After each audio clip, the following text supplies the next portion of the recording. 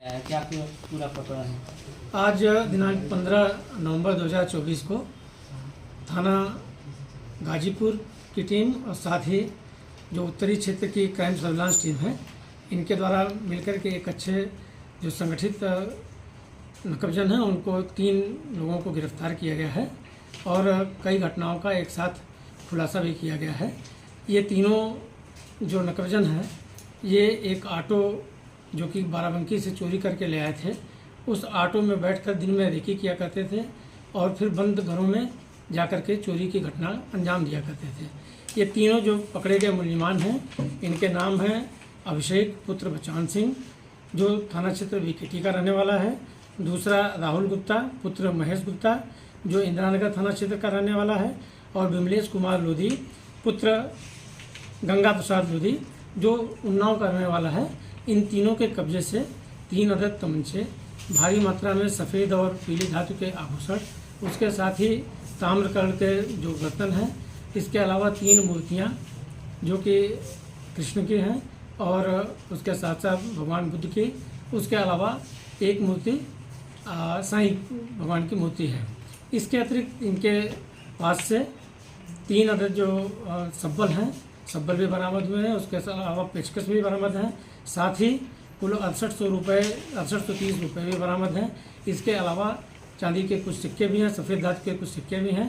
अन्य जो इनका चोरी करने का जो तरीका है वो आपको हमने बता दिया कि दिन भर रेकी करने के बाद रात में घरों से चोरी किया करते थे। घरों के अलावा मंदिरों को भी टारगेट किया करते थे। इन बिंदुओं पर अभी हम लोग विवेचनाधीन है, विवेचना के आधार पर जानकारी अभी और कर रहे हैं, क्योंकि मूर्तियाँ बरामद हुई हैं। मूर्तियों के संदर्भ में और जानकारियाँ हम लोग हासिल कर रहे हैं। जो अभियुक्त गण हैं, अभियुक्तों में जो अभिषेक है, अभिषेक के ऊपर पूर्व से 3 मुकदमे, साथ ही राहुल के ऊपर कुल 8 मुकदमे पहले से ही पंजीकृत हैं। इन तीनों जो अभियुक्त हैं, इनके पकड़े जाने से कुल 7 अभियुक्तों का अनावरण हुआ है। एक राहुल नाम का युवक पकड़ा गया है। इसमें एक प्रेस कार्ड भी सामने आ रहा है। ये क्या है? इसमें ये प्रेस कार्ड या वास्तव में पत्रकार था या ऐसे? इन पर जो प्रेस कार्ड इनके साथ मिला है, राहुल के साथ मिला हुआ है, उसकी तहकीकात हम कर रहे हैं और अपनी टीम लगाए हुए हैं और पूरी जानकारी करके उसको केस डायरी का भाग। चोरी का माल ये कहाँ बेचते थे? अभी ये सब चीज़ें विवेचनाधीन हैं। जो चीज़ें आपके सामने हैं, चोरी का अधिकांश माल आपके समक्ष रखे हुए हैं। चूँकि इनके अभियोग कई हैं, पूर्व के भी अभियोग हैं, पहले से भी अभियोग पंजीकृत हैं। उनके संबंध में पूरी जानकारी करने के बाद इनको जो अभियोग अगर प्रकाश में आते हैं तो उनका नाम भी इसमें विवेचना के अंतर्गत। ये जो टेम्पो यूज किया जाता था चोरी में, ये कैसी बरामदगी उसको शामिल किया गया? जो ऑटो है, ऑटो टिकैत नगर से इसका बाराबंकी से चोरी करके उसी के नंबर प्लेट बदल करके घटनाओं को अंजाम दिया करते थे।